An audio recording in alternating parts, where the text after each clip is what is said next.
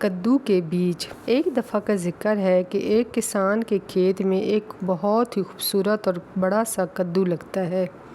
کسان وہ کدو لے کر بادشاہ کے پاس جا کر کہتا ہے کہ یہ میرے کھیت کا سب سے بڑا اور خوبصورت کدو ہے۔ بادشاہ خوش ہو کر کہتا ہے تمہیں اس کا کیا انعام چاہیے؟ کسان کہتا ہے مجھے اس کے آدھے بیج دے دیں اور آدھے بیج خود رکھ لیں۔ بادشاہ کہتا ہے اس کے ساتھ میں تم کو ایک خوبصورت سا گھوڑا بھی دوں گا۔ کسان گھوڑا لے کر خوشی خوشی گھر آ جاتا ہے۔ اس کا پڑوسی بہت لالچی تھا۔ جب وہ کسان کا گھوڑا دیکھتا ہے تو وہ بھی بادشاہ کے پاس اپنی بکریوں میں سے ایک بیمار سی بکری لے کر بادشاہ کے پاس پہنچ جاتا ہے اور ان سے کہتا ہے کہ میں یہ آپ کے لیے بکری لایا ہوں۔ بادشاہ جب اس بکری کو دیکھتا ہے تو اس سے کہتا ہے تم کو کیا چاہیے انعام میں؟ وہ کہتا ہے مجھے بہت سی زمین اور جانور چاہیے۔